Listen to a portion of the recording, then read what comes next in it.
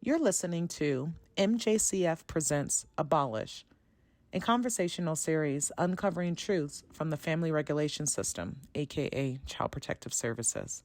My name is MJ. Let's jump right in. Welcome everyone. We have an amazing special guest, one of my mentors at the University of Denver Graduate School of Social Work, and she teaches power, privilege, and oppression. She's taught many courses, but that's one of the courses I met her through.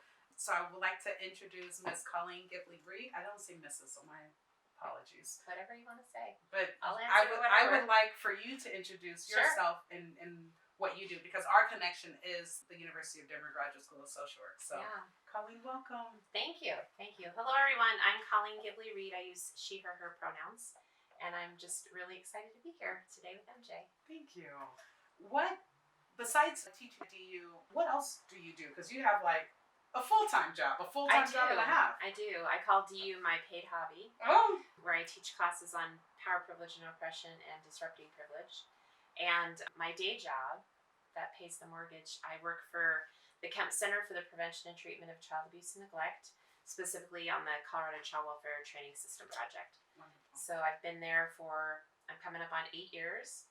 And before that, I did direct practice for Larimer County in child welfare. And that's more northern Colorado. Yes, Fort Collins, Colorado area. Fort Collins, Loveland, Berthoud, Wellington, Estes Park area. So I did my direct practice there for 19 years, specifically I started out in family preservation work, and then I did child protection, and then I did foster and kinship care, and then my last 5 years at the county, I was their child welfare trainer and practice coach. Wow.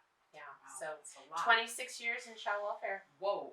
Yeah. That is incredible. And in multiple different spaces, right? Yes. So your lens is just very wide, because you've done not only just direct contact, but then the oversee of what that direct contact looks like as well. Definitely. And that's absolutely incredible. And you're also a DU alum. I am. Yeah. I went and got my master's degree, clinical concentration in child welfare, 2008 to 2010, and now I have the privilege of being an adjunct faculty member, where I've been doing that. I think this is my 7th year teaching. It's amazing. Yeah, love it. I know, and you're so good Love at it. You're so good at it. There's a lot of things I actually want to talk to you about education-wise, because there are a lot of things that people don't understand about the child welfare system. Sure. And some even professionals that are in this system very much stuck on what job they do, what position they're in, and not necessarily the full community story and how it affects everyone. So, but it seems like because we're in this culture of CRT understanding, that is something that I actually want to start off talking about. Sure. Is CRT, which is critical race theory. I have said in a lot of my classes, when I get upset about a new law or new rule or policy against critical race theory, I've called places such as where I'm from, Oklahoma, book burning states, because it gives me the sense of, I don't know what that is. That is scary to me. We can't discuss it. Absolutely. Which is very traumatizing. It's traumatizing for, I believe, the youth generations. This is not, what is the movie like? Dirty Dancing, where we're like sneaking off in the barn trying to listen to rock music and so forth. It shouldn't be kept a secret. Absolutely. So I wanted to talk about, because you are an expert, in my opinion, in critical race theory, because you teach that. You teach it multiple times a year. You've taught me how to teach what critical race theory is, and then we've received a lot of education through the University of Denver, a GSSW program. So will you talk a little bit about CRT and what that means? Sure. Well, I think it's largely understood right now, and there's a number of states. I think I heard on the news this morning there's like 9 states that are trying to outlaw the words critical race theory from all levels of schooling. Absolutely. From, I don't even know if they would teach it as young as elementary school, although they should. They are, actually. They should, or junior high or high school, but also into the college level courses. I didn't even know what critical race theory was until I went to graduate school. Yeah. And same here. That makes me really frustrated that I had to seek out kind of the truth about our history in America in graduate school. Absolutely. And what a privilege that was, because had I not gone to graduate school, and not everyone goes to graduate school, I wouldn't know what I know. Yeah. And so I think it's largely misunderstood, and what, like we were talking about a little bit earlier, people fear what they don't understand. So I've had, so teaching online, we have students that vary different ages, different backgrounds. I think when you teach on campus, it feels a little bit more traditional. We feel like we have more traditional students, and traditional students are students that are usually younger. So if they graduated recently from undergrad and entered the graduate program. But I have the privilege of teaching online, which it is a beautiful privilege because I teach students that are as young as in their early 20s, and I've had a student that was in the 60s as well. So that's a beautiful thing because we have many different backgrounds. But what I get from a lot of my students, especially the ones that are older, is that I never knew this. Yes. I never knew anything about CRT. I never knew anything about white supremacy or what that looks like or what relationships and so forth. And they feel very cheated from what they have reported to me. They feel very cheated by not knowing this. I experienced that. Yeah. When I was getting my graduate degree, I didn't even understand that I had white privilege until I was almost 40 years old. So I have 40 years of unlearning and relearning to do now. I'm about 12 years into that, 40 years. But it's important, and I felt like cheated and lied to. That I didn't know that. And I get it now. I get it because it's all about maintaining power. And so it's to the people who are in power, it's to their advantage that people don't know about critical race theory because then it maintains the status quo. Absolutely. Let's talk about what is critical race theory. And then I usually try to break it down to the most minimum because I tell my students that everything is complicated, yes. But you truly understand something if you can explain it to a kindergartner. Right. In the most basic terms. So I'll tell you what example that I've given my students of how to explain it to a kindergartner. But I would like for you to talk about how do we describe what critical race theory is as an actual educator. And the reason why I say educator is because a lot of people that are not in the education field tries to explain what CRT is based off of their understanding and their relationship with CRT. So it's really important to know to actually get it from the scholars. And that's how we teach. We don't teach from the biases. We teach from the actual information. So, well, as you know, there are a number of tenets specific to critical race theory. Yes. And it just talks about, like, the first tenet is that racism is ordinary, that it is in the air we breathe, and that we are all absorbing it. We're all breathing in the same air, whether you're a white person or whether you're a person of color. We're all breathing in the same air and the same messaging, etc. And I like to just kind of simplify it by saying that every single system in our country, whether it be child welfare, why we're here today, child welfare, the criminal justice system, real estate, banking, every single system, environment, exactly, was built by white people for white people, and through policy and law continues to be maintained for the benefit of white people. And we have to unpack that, and we have to understand that. We need to deconstruct it to really understand how all of the power in our country is held by white people. And critical race theory really takes a look to deconstruct how all of our systems have racism embedded in it, or heterosexism embedded in it, or transphobia, xenophobia, etc. And that, because the assignment that we have our students do has them look at different policies. Yes. And how is it that racism is embedded in different systems for the purpose of maintaining the status quo, maintaining the power structure. Absolutely. And that's it. Yeah. I think that people just really make it this big thing, and I don't know if it has, because it has the word critical in it and it has the word theory in it, that people think it's this such a larger concept, but it's really not. It's just looking at power and systems, who benefits and then who doesn't benefit. And I don't think it's the C or the T that makes people feel uncomfortable. It's the race. It's the part. race. Yeah, you're right. It's the race. That's the uncomfortable part, because as where we're at in white American culture is understanding.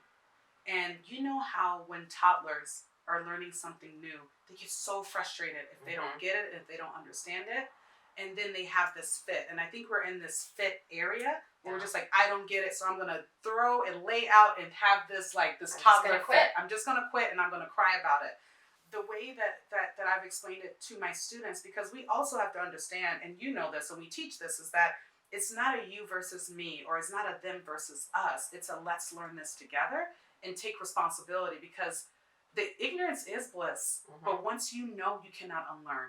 And that's the hard part. There's a lot of things that I actually wish I did not know, because then I wouldn't have to fight as hard as I did. Yep. And I love the way that you talk about your journey of learning and of saying, now that I know, I must do better. But how I explain it to my students is that if I was talking to a kindergartner and I would say, okay, so you have Billy is white. You have Trey is black. And both Billy and Trey are given $10. And I use Toys R Us as an example, even though Toys R Us doesn't even exist, but that shows my age. But I know Toys R Us. See, there you go. We know Toys R Us, but these kids will know Toys R Us in like the next 5 years or so. But Billy gets $10, Trey gets $10. And they both say, we want to get this action figure toy at Toys R Us. And Billy goes in there and it's $10, and Billy hands them $10, and Billy gets the toy. And Trey goes in there and he hands $10 to get the same action figure, but it's $20. And Trey doesn't have enough. See, I thought you were going to say something like, at the door, Trey was required to give 8 of his $10 to the store clerk before he shopping. could even which honestly would even, I think that would just make the kids just cry right then and there. Absolutely. So, and then when we explain the reason why is because the policy was different for Billy. Yep. The policy was different for Trey. It's the exact same toy, it's the exact same store, but they have 2 different experiences. And we know that one makes Billy more powerful with his money than Trey, even though it's the exact same.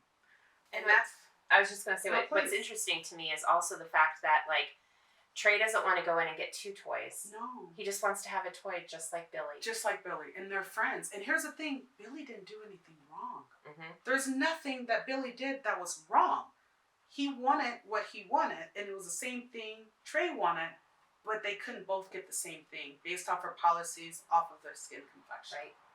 So that's how I explain. If I explain CRT to the most basic kindergartner to understand that, that's how I explain it to them.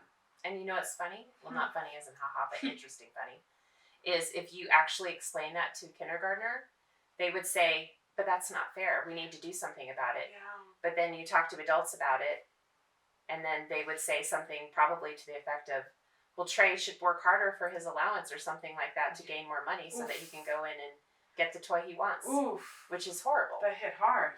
It is so true. That hit so hard. That a kindergartner would understand and have compassion for Trey's situation. Yeah. But so many of the adults in our country wouldn't. And don't. Oof. I have to sit with that, because that just gave me chills. I always like to go back to not dividing. I tell my students, when I read your papers at the scholarly level, I should not know if you watch Fox News or CNN, because it's not about our opinions. It's about what it is. Yep. And that's just what it is. Yep. And that's what education is. Education, it is what it is. And it's just that simple. But we make it complicated because we're uncomfortable. It's interesting, too. I don't know if you experience this with your students, but I have so many of them. This particular paper that we require seems to be the hardest paper of the entire quarter. Yeah. And I always say, like, here's what critical race theory is. Yeah. And then it's really not that complicated. It's a pretty simplistic concept. But then they get into writing it, and then they think they're making it so much harder. Yeah. Like they are trying to write their papers, and they say to themselves, like, this feels too simple of an idea.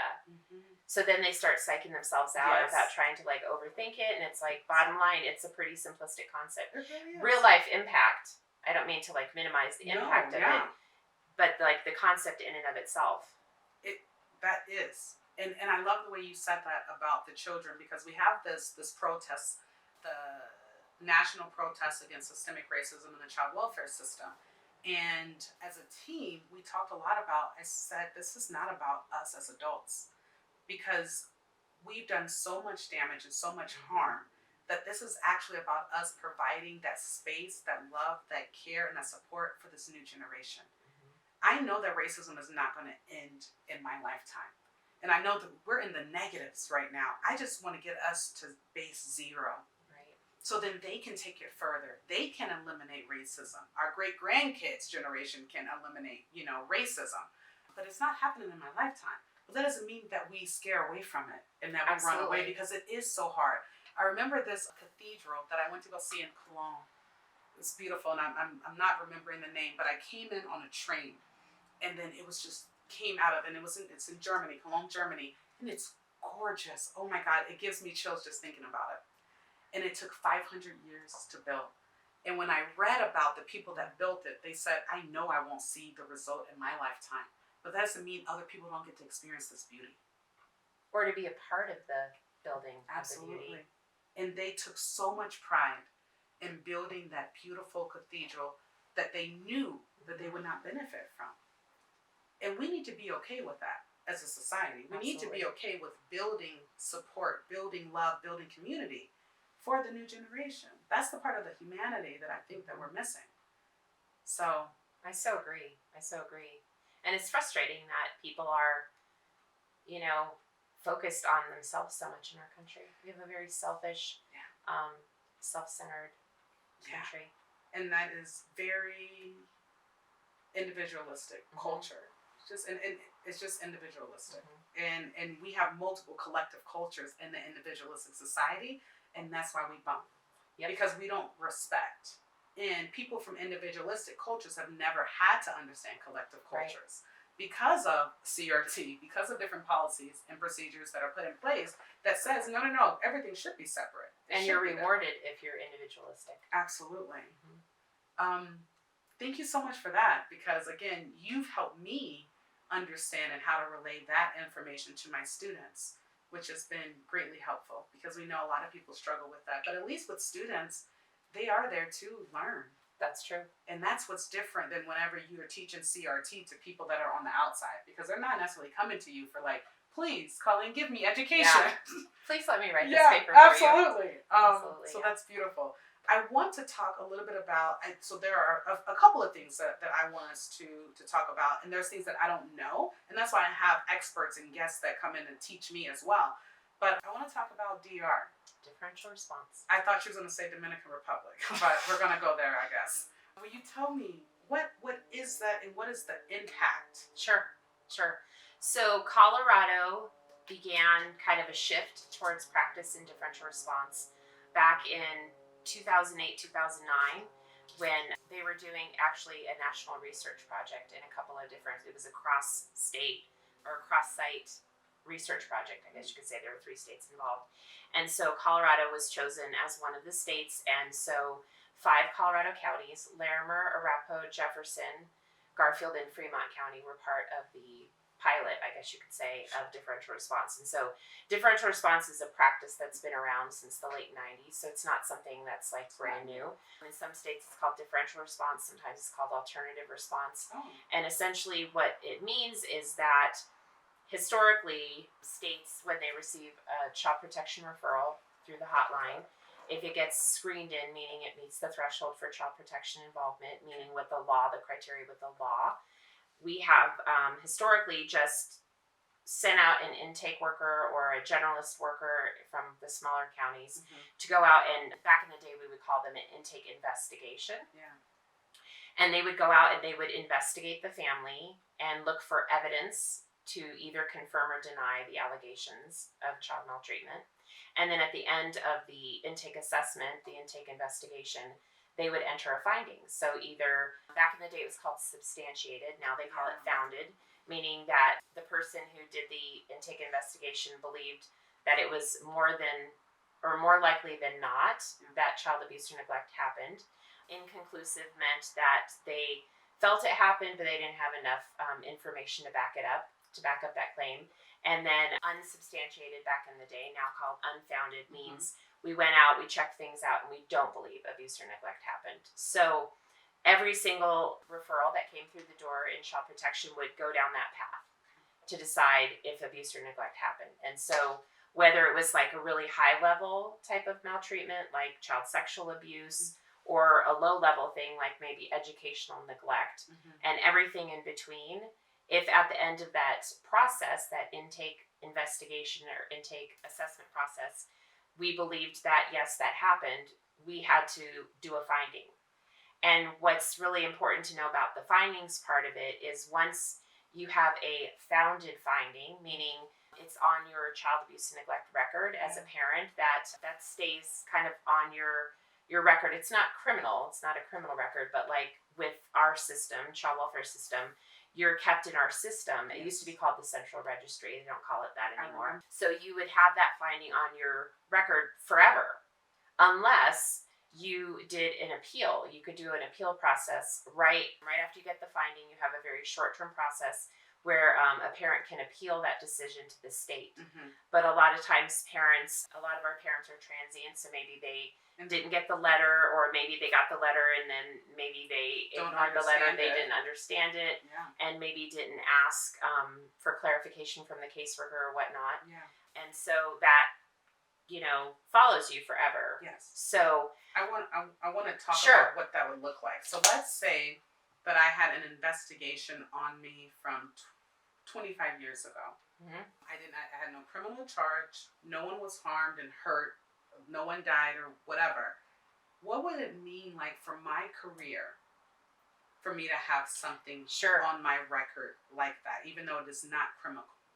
Big deal. Tell me more. So when you are applying for a job working with children, and it can either be an employment job, it can be volunteering, paid or unpaid. Anytime you would apply to work with kids, they're going to run your name through this, what we used to call the Central Registry. And if you come up as having a founded finding, they're going to say, I'm so sorry, we can't hire you. I'm so sorry that you can't volunteer here. So when I'm training new caseworkers, I give the example, let's imagine, and I'll just kind of talk with you about it. Let's imagine that you have children, and your youngest child is a baby, and you're dealing with some postpartum depression. And so you're really struggling, having a hard time getting out of bed. You're just really struggling because you're dealing with this postpartum depression. And as a result, the impact on your kids, maybe there's some neglect, educational neglect, maybe environmental neglect. I want to break that down to our audience. So educational neglect can look like my kids are missing school. So I can't get out of bed. Let's say I'm a single mom. Let's just add that on there. I'm a single mom. I just had my third child.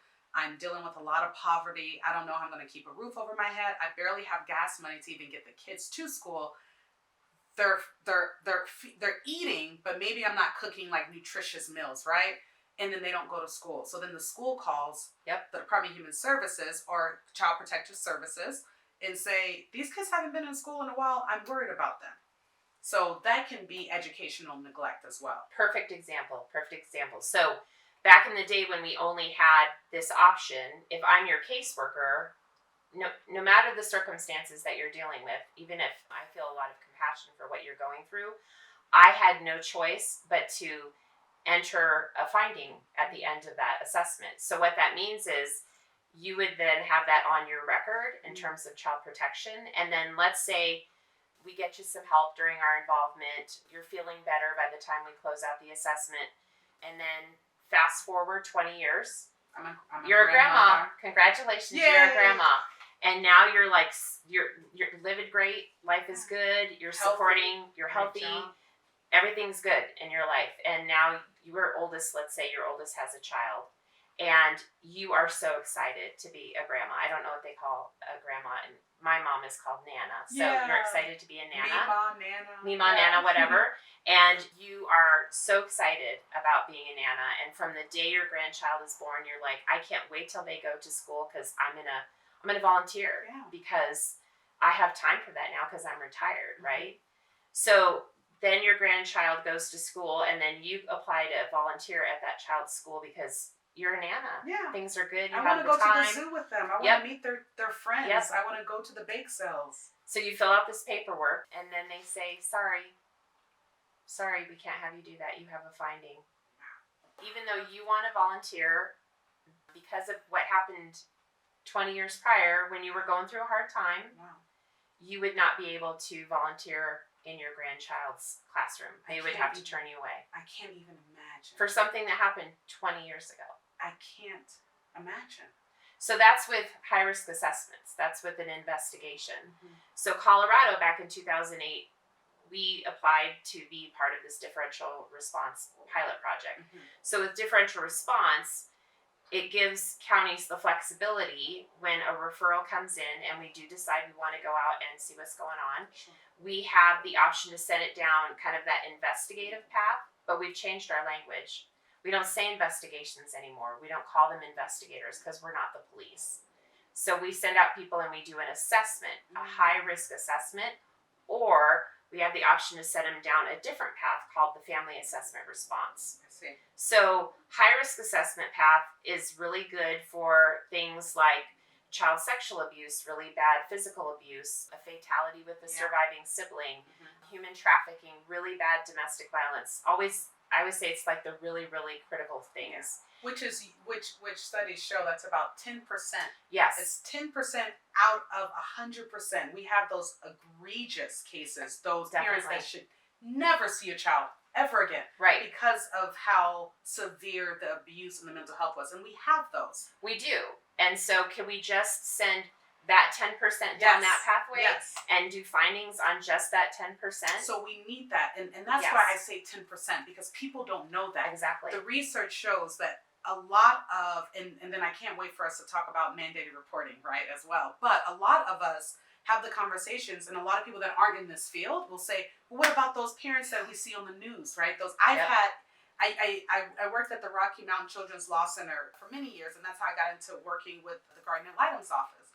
And I'm a social worker, but I worked with attorneys, and I remember we would watch the news in the morning, and anytime we saw a severe child abuse case, we would say, gosh, I hope I don't get it, I hope I don't get it. At least 60% of the times, I got those cases. So I get that, and I know that. But it's also still 10%. Right. So let me tell you about the other 90%. Please. That could go down this other path. So with family assessment response, it's like the low to moderate risk situations where, like the situation that I gave you with the neglect, the educational neglect, the mom who's dealing with postpartum depression. So in those situations, we get in there and then we still do a full assessment just like we would do with high risk assessment. But the difference is we want to, first of all, one thing that I love about the family assessment response track is we don't just show up on people's doorsteps unannounced. Yeah. We actually call and say, hey, we got a referral. I have to see you in the next 5 days. What's a good time that works for you? Because I don't know about you, but I don't love it when people just stop by my house. No. And so I get Unless it when... you're bringing food. Yes. So I get it. I welcome that. I get it when parents are like not psyched to see us because we show up unexpectedly. That's how we used to always do it. So with FAR, Family Assessment Response, we actually call in advance, make an appointment, and then we come and then we assess the situation. We do a family interview. Instead of interviewing the children outside the presence of the alleged person responsible for abuse or neglect, we do a family interview. We're very transparent, and we are wanting to see like what they think, what we think about the things that aren't going well, the things that are going well, and what are we going to do about it. And then at the end of the assessment process, we don't enter a finding because it doesn't matter. We just want to help people. We want to like front load services, help them, and then, do a lot of work with their natural supports to get them on their way, to get them, in the situation that example with the postpartum mom, like let's lift her up and help her with her natural supports and then go on our way. And natural supports is community, right? So natural supports, we're thinking about that community piece. What's really hard about this is that we know that people of color, especially Black families, are 6 times more likely to be involved in the child welfare system. And then that also neglects and negates white families that actually need that help and that support as well. So that's kind of another example of how the system, CRT, we know that it benefits. See, I'm like, well, let's kind of make this connection for everyone. Some people don't know what CRT is. But we know that it negatively impacts families of color, but it also negatively impacts white families. And that's what a lot of people don't realize is that we're not trying to say shine a light, and a lot of people get stuck and they'll say, what about the white families? And we go, exactly. What about the white families that actually need that help and need that support as well? We are neglecting them. And then we're over policing because mandated reporting, and we can go into it, is considered a policing as well. Because we have a lot of biases when it comes to interacting with cultures that are not of our own and that we come from. And how are people, let's say a 22-year-old recent graduate white social worker little to none exposure to any other community that is not of their own ethnicity, religion, background, how do they know how to communicate or cooperate or educate or support communities of color when they've never had to do that? Exactly. And going back to what we talked about with critical race theory, what we fear, what we don't know. Exactly. And I think so many times caseworkers go in and, they make these assumptions about families because they don't understand a different lived experience, or they think they're unsafe when it's not they're unsafe, they're uncomfortable. And so, for example, they'll bring law enforcement with them into a community that they're not familiar with. And it's not because they're unsafe that they're bringing them because they're uncomfortable. And I appreciate that we partner with law enforcement. And I also want to acknowledge that there are communities that fear police. And so we should only bring the police as child welfare workers when we absolutely necessarily need them. Like it's an absolute, like for our own safety. And that's the thing about it, is that there is not that understanding, like you said, that education of what makes me feel uncomfortable and what feels unsafe. Just like no matter how high your degree is, no matter if you are the highest judicial official in the land, there is still a disconnect between poverty and neglect. Absolutely. And the disconnect means that there's no education around it. It is strictly by people's bias. And we all have biases. And I want to explain that because I use this example of my bias. When I am driving in my car and I see a white pickup truck behind me with an American flag in it, my heart beats really fast and I'm greatly uncomfortable. I know nothing about that person driving that truck, but I have multiple assumptions about them, and then I have fear. Not because anyone in the white pickup truck did anything to me before. I can't name one time anyone in the white pickup truck did anything to me. I can't name any example of American flag flying in the air and it harmed me. But I have fear and I have anxiety. And because of that, I have multiple biases. Mm-hmm. But the difference between bias and racism, and this is what I have to explain to people, is that we know that this is white American country. It's white American country. There's multiple cultures in white American culture and country, but this is white America. And I don't have any power to do anything against that person.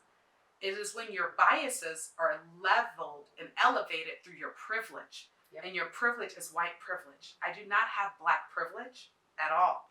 So when my biases are leveled with my privilege, then that's when it becomes racist, because I get to make decisions based off of just how I feel. Right. And if you're in a power position as a caseworker, yes, you have power. Well, I would say that caseworkers don't have the direct power, but they have a lot of influence over power. Absolutely. Mm-hmm. And a lot of people don't realize that. So when people try to say, well, everyone is racist, yes.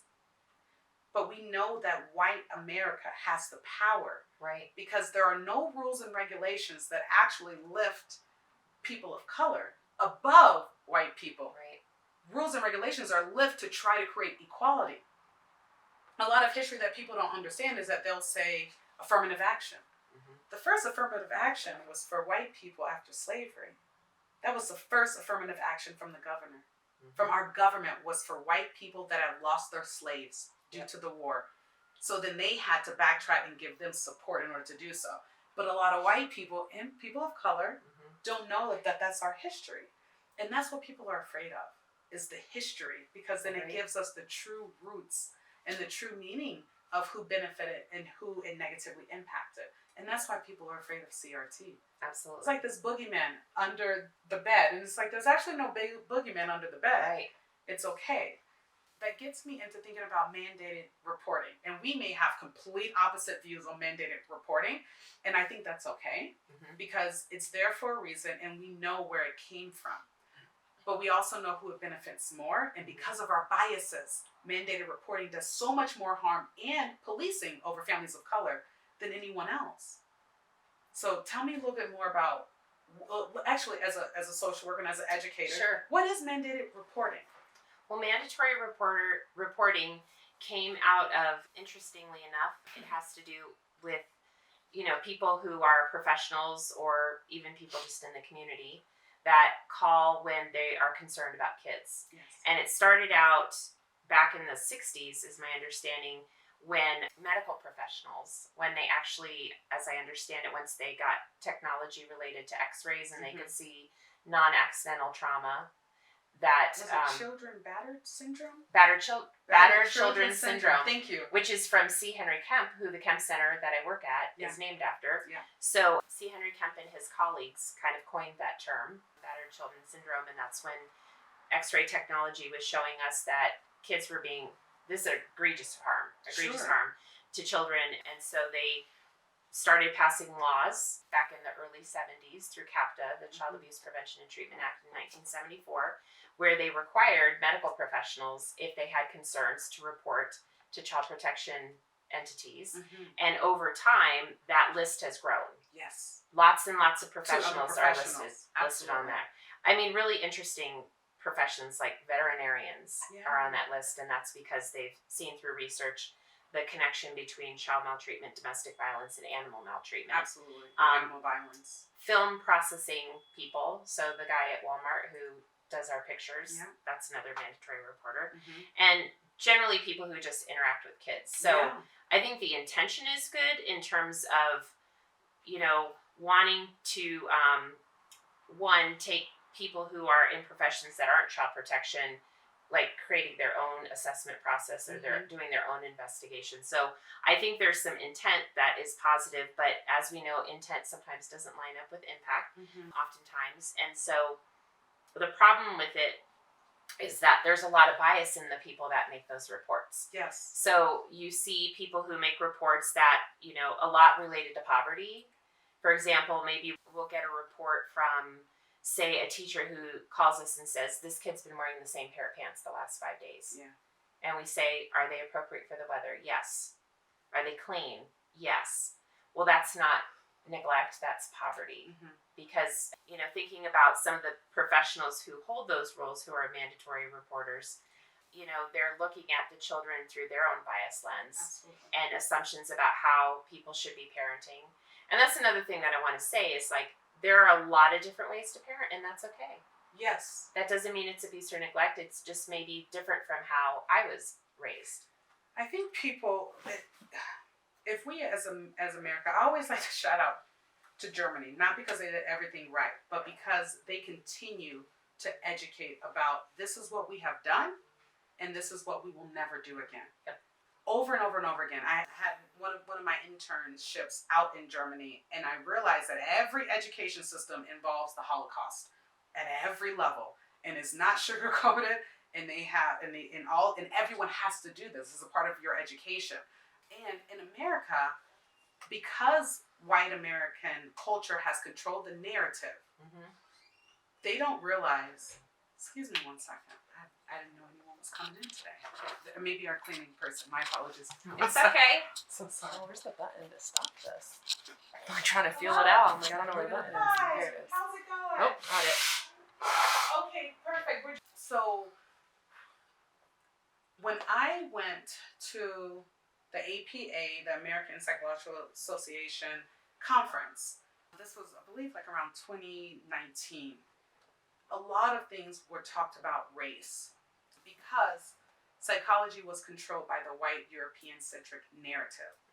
And because of that, we have all adopted that narrative. And I call psychology the white man's mental science because they didn't involve a lot of people of color unless it negatively impacted us and it positively impacted them. And an example of that is during like the civil rights movement. There was always a huge increase in misdiagnosis of schizophrenia with Black women and Black men because of the anger of fighting for equality. And white Americans saw that to be animalistic, negative impact, can't be controlled, and so forth. So psychology have always been used against people of color in every aspect, and it's the same with the child welfare system. But there's a piece that they taught that a lot of, and it's so funny because I would love for them to, and funny not as in ha ha ha, but interesting funny, about how we don't talk about the history of things. We just go with what we feel in this moment, and then we change that narrative that fits our storyline. Right. And we do that so many times in the field of child protection. In one instance is that even people of color have been brainwashed to believe that we are inherently violent, malicious, aggressive, angry.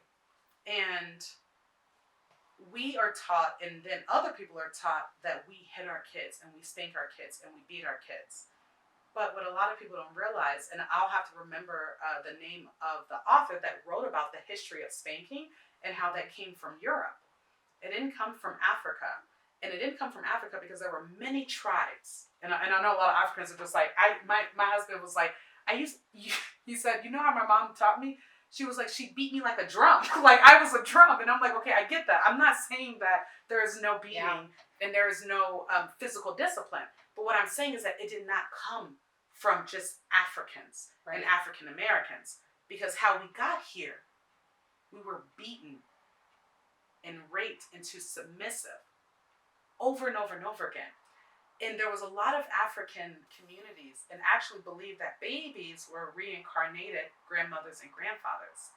So they would never hit them because it's like you wouldn't slap the crap out of your grandma, right? If you're upset with them, no, you love them and you cherish them. So a lot of that came from Europe. Mm-hmm.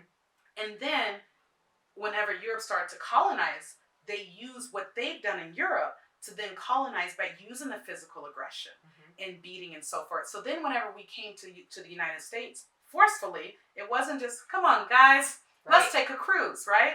It was beating into submission. And then when we came here, we were beat over and over and over again, to where the way that Black people protect their families is because of slavery, we then, in order for us to stay as a family unit and to be connected, so let's say I birthed you and you are my son. You're a beautiful Black boy. That would be amazing. I wanted you to stay with me. Mm-hmm. And I did not want you to seem like a rebel to the slave owner. So then I would have to beat you into submission so I can keep you in my life and I can love you. Mm-hmm. No one knows that. No one talks about that, right? And no one talks about how the beatings have started. Right. From coming here and who taught us how to beat into submission. So then we were being brainwashed to know that this is how that you keep your kids out of trouble. Mm-hmm. So it's like this not knowing how to love and nurture versus knowing how to say, I'm so afraid for you, please don't do this because I need you to stay alive and I need you to stay in my family. So now people of color, especially the African American community, were taught that this is what we do to protect our kids. Right. But that's not, because studies show that it doesn't matter how much you beat your child, it's actually more of a negative impact on them. It actually they actually have more what do they say, studies of sexual frustrations, because when you think about spanking, you do a lot of spanking of the bottom. There's a lot of nerves in the bottom that people don't think about. So there's that piece, and then there is the piece of that mental abuse that people of color, mothers especially, will say, I am trying to make sure that they come home tonight. Yeah. And so forth. But that is all due to the systemic racism of slavery that no one talks about and share that narrative either. A lot of the sexual abuse that have occurred, also a lot of sexual abuse occurred, and I always shout out the book, The Man Not, and I'm pointing at it because it's on my bookshelf. But Dr. Tommy Curry talks about how white feminism was coined to be something more positive, but it actually negatively impacted families of color. But one thing that happened, a lot of people believe that orphan trains was the first wave of people understanding what child welfare was, due to the orphan trains. But it wasn't the orphan trains. It was after it was after slavery that people of color, Black African Americans, Africans, weren't able to take care of their children. So white people said, you can't do that, we can. Created these group homes that were brothels that a lot of white women ran and then sexually molested children of color. But that's not taught in our history either. You know what I mean? So we have a lot of unlearning we have to do, but true education that we have to focus on. The true education piece. Yeah, and that's what we're missing. And I think going back to CRT, I think having that basis and that foundation to just know that ultimately some rules and regulations and policies and procedures were in place to benefit white people and that negatively impacted others. And that's truly what we have to go back to. So when we think about mandated reporting, I think about it is that person's lens. It's always their lens. And they say, and I know a lot of new students will say, but I have to, if I don't do this, then I'm in trouble if I don't, and something happens to that child. But why not you do that investigation? Why does someone else with another lens that know nothing about that community, nothing about that family, have to do that?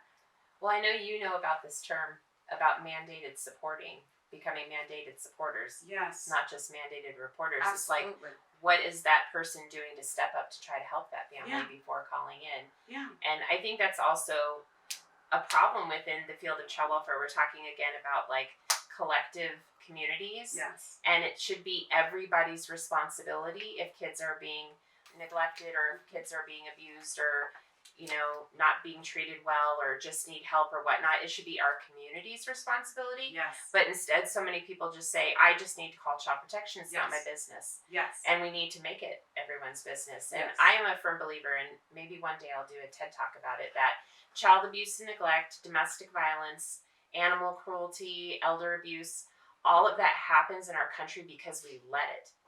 Because nobody wants to step up and get involved. They just like, I'll just turn my head. I don't need to get involved. Yeah. And we all have a responsibility to get involved. But Yes. because of how our socialization is about being individualistic, and it's like that's somebody else's problem, it's not my problem. My only problem is I have to report it to somebody and they're going to deal with it. Absolutely. And so I would love to see that flip from mandated reporting to mandated supporting.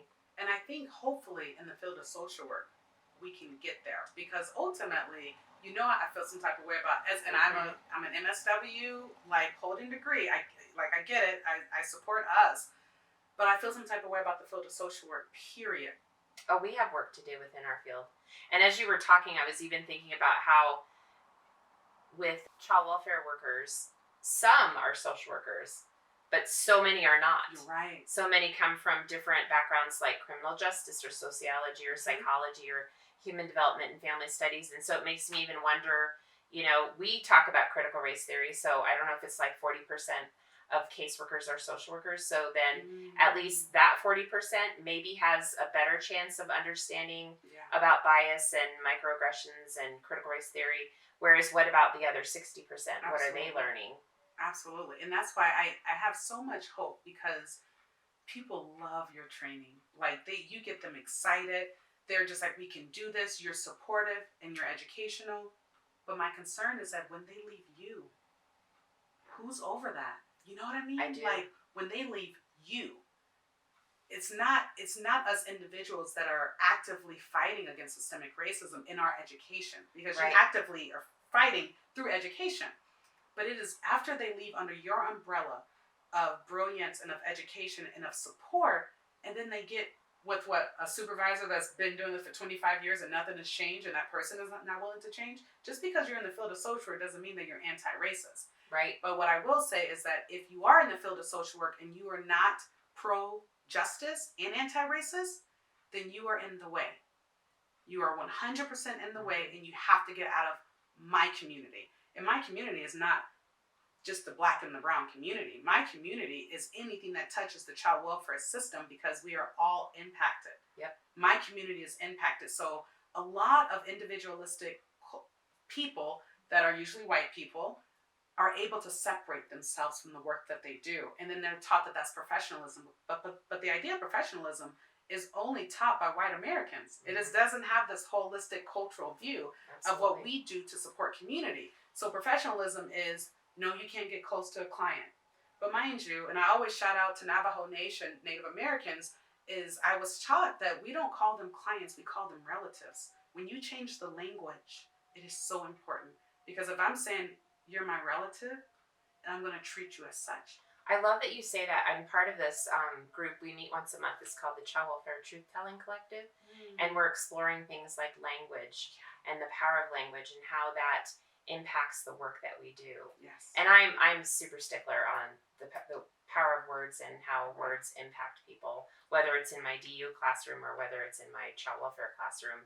And I love what you just said about the piece about like the professionalism and the boundaries, because that's one thing that I'm really proud of in the work that we do for the training system is we teach our caseworkers. I just had class this week, a class called Safety Through Engagement, and talking about how you have to show up vulnerably. You can't go into somebody's home where they're struggling and expect them to be super open and vulnerable, and then they ask you, well, do you have kids? Well, I'm not here to talk about me.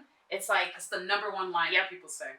And it's like, you have to give some of yourself in order to get something from someone else. Absolutely. And so we're trying to shift that thinking at like within our sphere of influence, and that's why I feel like that's why I'm doing the work that I'm doing right now, is trying to work within my sphere of influence on better how to engage families and how to understand how our identities show up in the room when we're going to interview families, and we're bringing that into the work that we're doing through our training system, and having some really rich conversations with our caseworkers about how white supremacy is embedded in child welfare, and what are you going to do? You're either part of the problem or you're part of the solution.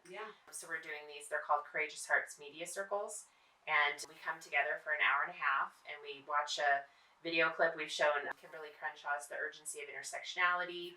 We've shown Brian Stevenson's We Need to Talk About an Injustice, and we have some really intentional questions related to kind of unpacking all of this, doing that unlearning with our child welfare workers, and they've been a real hit so far. And I'm so grateful that we're doing them. That is so wonderful. I always say that I'm so blessed to have a couple of organizations, and we work very differently. We're anti-racist organizations, not in just the curriculum, but in how we interact with one another. And professionalism is one. It's literally my trigger word. It's my trigger word by far, because I know what that means. That means power difference. That means I'm above you. That means that there's hierarchy amongst us, no matter what age, no matter what, there's hierarchy, and then you have to respect that. And one thing that we do that everyone would consider unprofessional is we say, I love you. To our relatives, to our colleagues, to everyone. That is considered the biggest no-no in our field, in the field of psychology, in the field of social work. When you tell a relative, as other people will call a client, I love you, then you've crossed the line. 100%. That's what they say. So I know that I felt greatly uncomfortable because I was taught a certain way, right? As social workers. And when my kids, my young juvenile kids would say like, I love you, miss. And for years I was just like, And then I said, why? Why do I put up that barrier? Because someone else told me to keep that barrier in place that does not care about my community. And when I start telling them I love you back and hugging them, I know that one, they know that my love is genuine, and it's a good love and it's a good touch. And that's what they haven't had. Some of them haven't had good love and good touch, and a safe love and a safe touch. And how dare I tell them there's a boundary, I can't love you. The only people that can love you are the people that abused you. Oof. That's a lot. Can we also talk about time and professionalism in the child welfare system? Which is how much time do you have? Probably my biggest pet peeve, how our child welfare field holds our families to these ridiculous time requirements. Like, you have to be at court on time. You have to be at your visit on time. If you're not at the visit, then you don't then get to see your child. If you are like more than 15 minutes late, and maybe they've taken 4 different buses to get there on public transportation, they have no control over it, but then they walk in and it's 16 minutes. I'm sorry, we canceled your visit. And at the same time, then child welfare workers walking in, we have the worst sense of time in child welfare. We do. It's so disrespectful. It's super, super disrespectful. I think about how when I train law enforcement officers, they're always like 30 minutes early. Mental health and teachers, 15 minutes early. Child welfare workers walk in whenever they want. Whenever they want. Oh, I had an emergency. And I'm like, no, you're just bad at time. Yeah, we do that. And it's like double standards. Like, I can be late, but you can't be late. Absolutely. And that's professionalism. It's literally like my biggest pet peeve in child welfare. It really, really is. It's so, and then here's the thing, and then I know we love having these conversations. I know. So we can go for hours, and I'm excited to have you come back as well. But people of different cultures see time differently. Your opinions is linear time. It is this happened, then this happened, then this happened. Collective cultures is circular. So a lot of people say things like colored people time, black people time. And I always make fun of it, and I'm Native American, so we always say black people, if something starts at noon, black people get there around like 3 or 4. Native Americans, if something starts at noon on a Tuesday, you see them on Friday. And I'm like, wait, what? Like, time is different for different cultures. And we don't respect the cultures that we work with. No, and then we require them to follow the linear path, and then we don't even follow it ourselves. And I just want to say this, and I've worked in child welfare, so I feel like I'm not just being judgy. Yeah. I feel like I have seen this with my own eyes, and I've been guilty of it myself. Me too. I actually tell my clients, pretend I'm the cable guy. You'll see me within 4 hours. And they're just like, and I'm like, I literally say. There's like a range. Yeah, I'm like, I'll be there if our appointment is at 2. Yeah, I'm like, don't hold it against me because cable guy used to be like that back in the day. Yeah. When they're installing your cable, you'll say what time? And they'll say between 12 to 4. And you're like, I'm sorry, what? Yeah. Between 12 to 4? So that's what I tell my clients. You should ask my husband because it's a challenge I have. Oh, me too. Where, I'm like, I just need 30 more minutes. Yeah. And then I'll be down. And then, I'm on my computer working upstairs. And then 30 minutes, he probably adds another 30 minutes and then another 15 for good measure. So I struggle with that in child welfare too. But my problem with it is because of the power differential. Yes. So like there are consequences to our families who don't follow that linear time frame. But not us. Not for we can show up. We can show up whenever, and we still have all the answers. Yep. Oh, Colleen, it was such a pleasure to have you. It's a pleasure to have you in my life. I love you. I love and adore everything about you. I am grateful and gracious to you being my mentor. And I say that, I know that makes you uncomfortable sometimes. Well, because I feel like we should be co-mentors. Well, maybe one day.